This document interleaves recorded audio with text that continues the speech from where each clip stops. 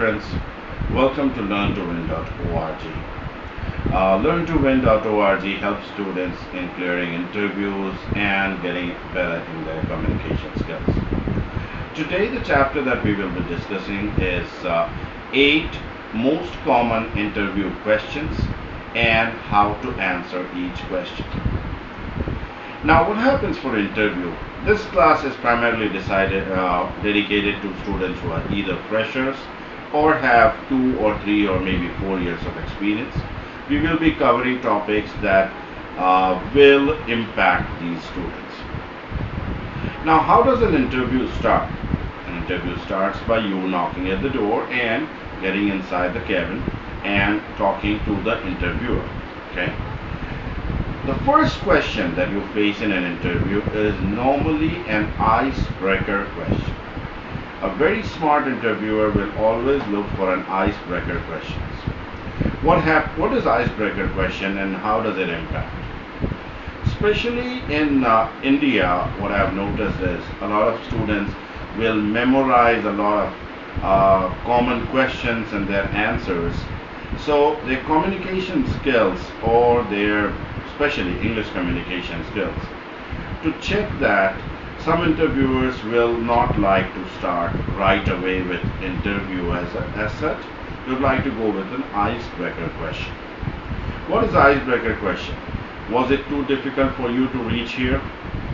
Or is it a very hot day outside?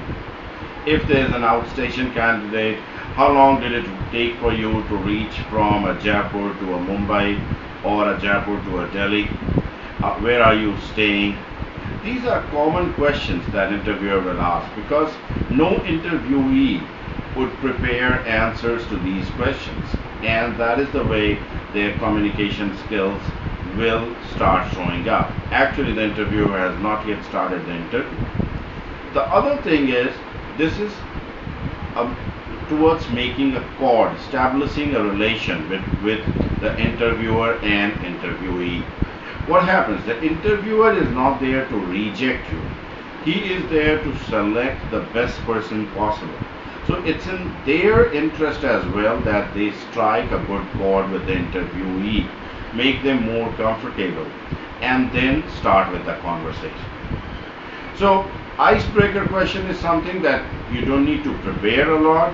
But then if you face a question that was it difficult for you to reach here, you can say that no, I did Google the map yesterday only, or I did take a drive here to this area last Sunday just to make sure that I know how the traffic is, where do I have to stop. What does that show to the interviewer is you're very keen to take up the position. Not only that, you're detailed and you plan your work well in advance. You don't need to do something at the last moment. So that's icebreaker question. Questions like, was it too hot outside today? Yes, it's pretty hot outside. I think the temperatures are in high 40s in the month of June. You don't need to answer a lot. When did you come from Jaipur to Mumbai, or are you coming from Jaipur to Mumbai just for this interview? Yes, I boarded the train or the flight yesterday in the morning, and I was here yesterday night, took a hotel nearby, so that in the morning I don't have to rush for this interview. These are the things that will make you get better in the eyes of the interviewer, and they will feel that yes, it's a serious candidate who is looking forward to join us. The second question that's common across all interviews, no matter where you go, no matter which company it is, no matter which college it is, they'll ask you, tell us something about yourself, or take me through your resume, or can we know something about you? This is something wherein the interviewer or the interview board is trying to know you as a person in detail. Yes, they do have your resume with them, but the fact is, let's make it clear. They might have 7 other resumes, and they don't need to remember everything. And they would like to hear from you what exactly or how exactly you look at yourself. So start by saying, my name is this, and I come from Jaipur, or I come from Lucknow. I have done my BTech from X college and I've done my MBA from Y college. If you are a master's degree holder, still you must announce your graduation, whether it was a BA or a BCom or a BTech, does not matter.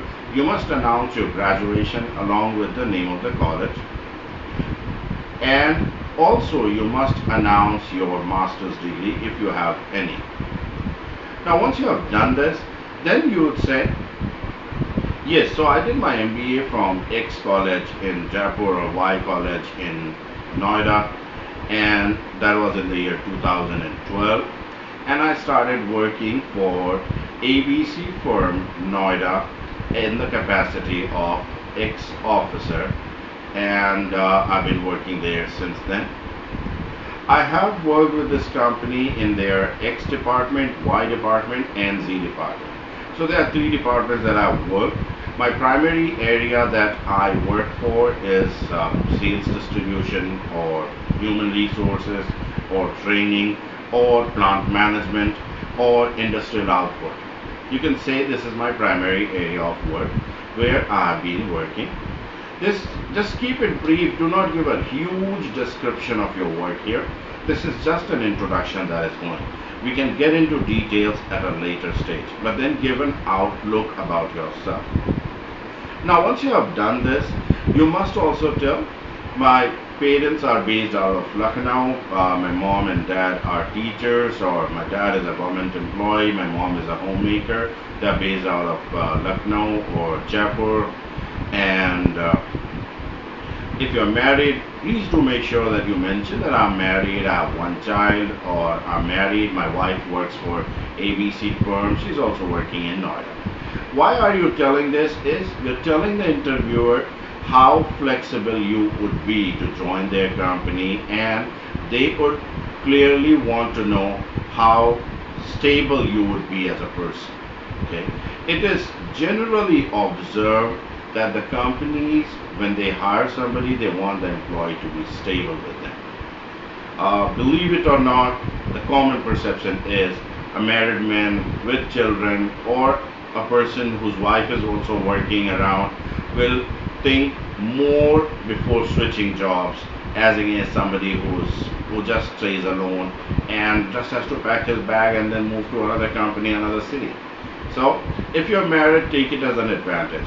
If you have kids, take it as an advantage to yourself. If you're married and your wife also works in similar job or maybe an altogether different job, but then still do mention it.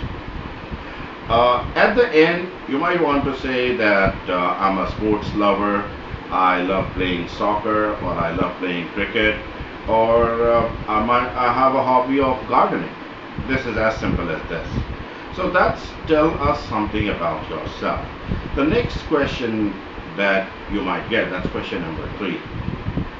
That would be, why do you want to join us? Now that is an important question.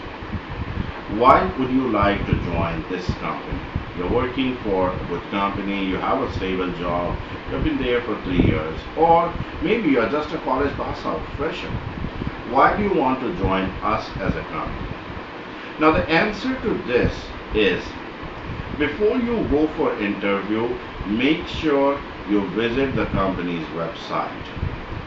Visit the website, look at the details about this company.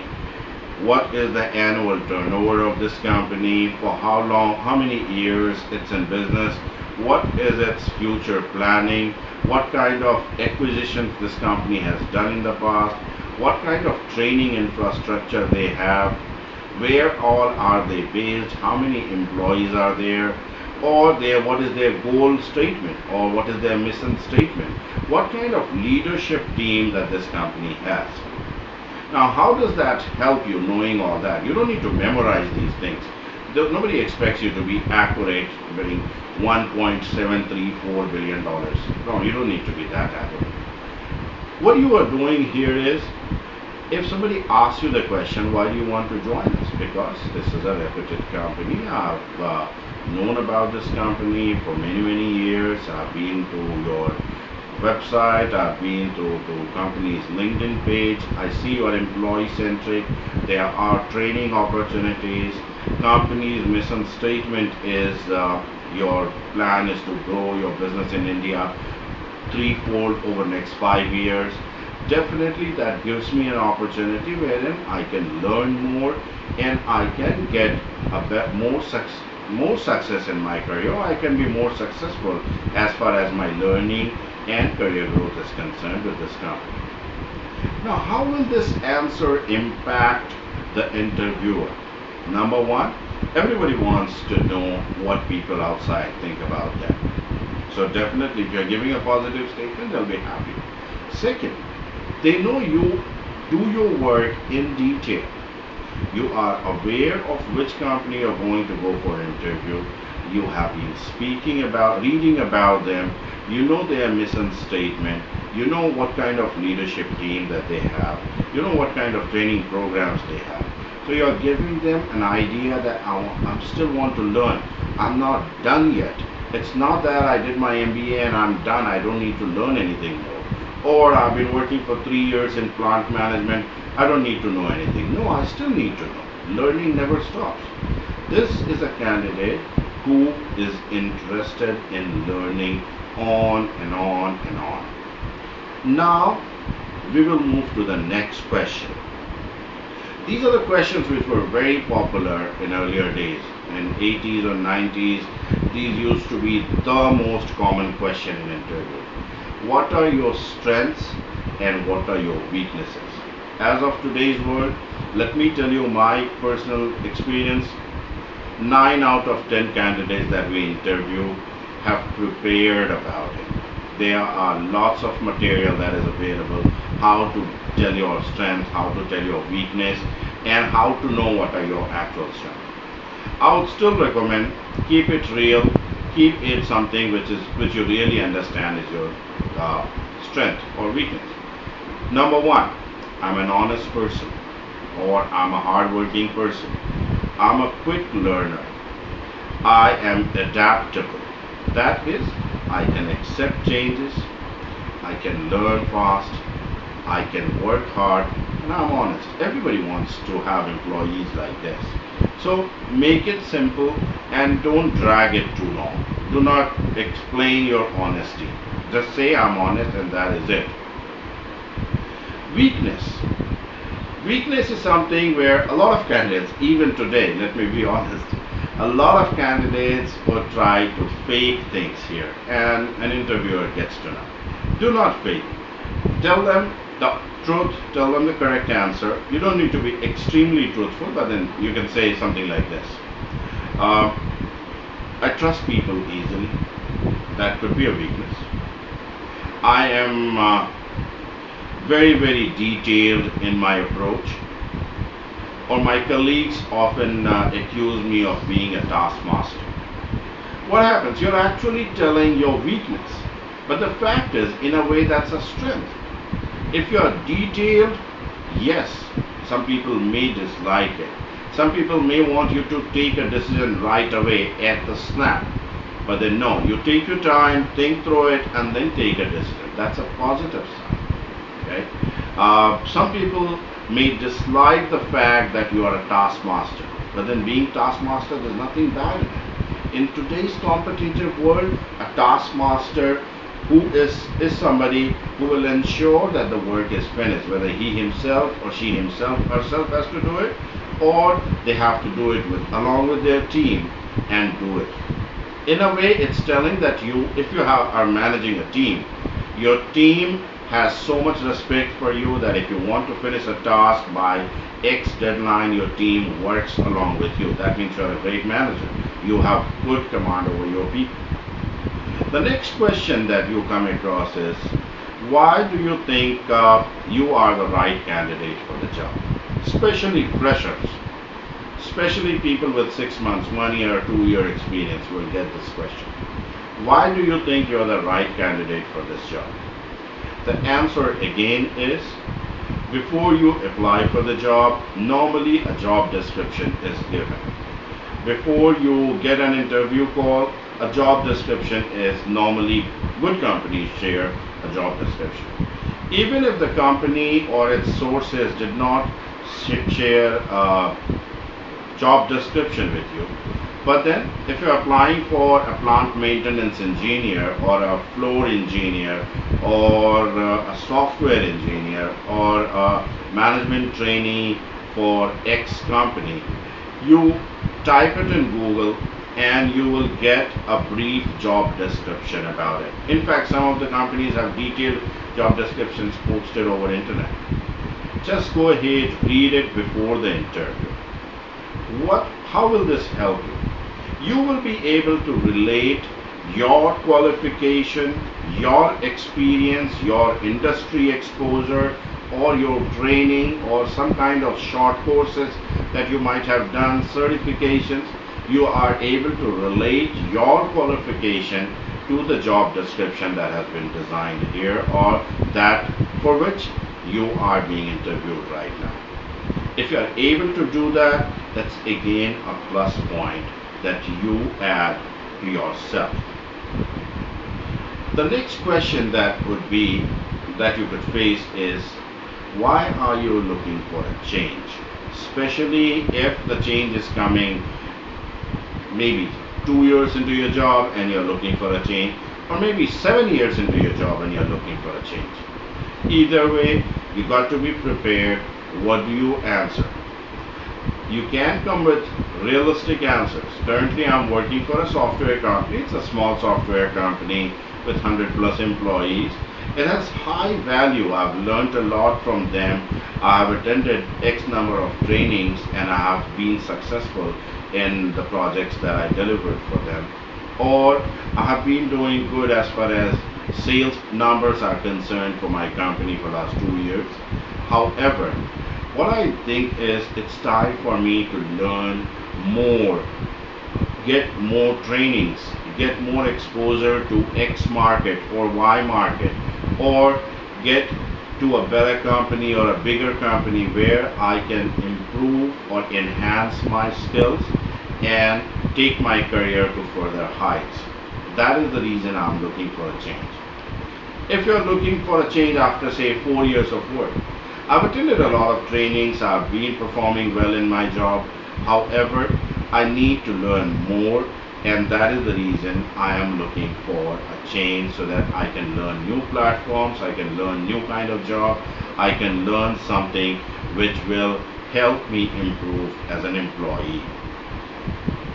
The next question that you would possibly face is, sometimes the interviewers ask, sometimes it is discussed much earlier as well, but then yes, what is your salary expectation? Most of the people will start this by, what is your current pay package and what is it that you are expecting? The normal trend is, yes, never ever lie about your salary. Whatever your current salary is, mention it as it is. And what are you looking? If you're making a move from a very small company to a very large company, or if you are a fresher joining a reputed company, definitely you don't need to put a figure here. You say, since I'm a fresher, I would appreciate if you can pay me as per your pay structure. Or, since I'm moving from a small company and my current package is this, I would suggest you decide my salary depending on my qualification and experience and as per the pay package that you maintain for your employees. Almost all good companies in today's world have their pay structure already designed. There's nothing called you ask this and I give you this. The bargain factor does not happen a lot if it's a good company. Basically, it's a salary band wherein you fall in and they will suggest as per their band. Some companies are flexible, but then not much. If you have been working in the industry for 2 years, 4 years, 6 years, and you are currently drawing X amount of salary, the normal industry trend is a 10 to 15% hike when you switch jobs. Sometimes it could be more as well if you are in such a profession wherein you are too much in demand. And in case you want to get more information about it, go to some sites on Google that have clear description of pay structure depending on your qualification and experience for almost all major companies. So you know you have an idea what kind of pay structure they can give. Do not try to sound greedy here. Say I'm looking for X amount, or if you have already planned that I am looking for this amount of salary or else I'm not moving, you can be honest enough and say in a very polite manner, sir, I was looking at a package for this much amount, if that goes with your company's policies. Be very polite in demanding the salary. Do not emphasize on what you are demanding. Just politely put your word across. Okay? After the salary discussion is done and the company has already explained the role to you, the interviewers might ask you a question. Would you have any other questions for me? Or would you have any questions for us? You say, uh, don't jump to an answer to this question. Take a minute or take a 10-second pause and say, um, yes, I would like to know the training program, how long does it last, or what kind of training can I expect, or is there any other assignment? Do I have to switch cities, or if you consider me, are you considering me for the same location, or would you be considering me for other locations? The questions should be genuine. It should come across as a genuine question coming from a person. If you don't have a question, you can very politely say, no sir, you have already explained the job that you're looking forward to hire for right now, and that has been very well explained. I know about your company a lot, so I don't think I have any questions. Thank you so much for your time.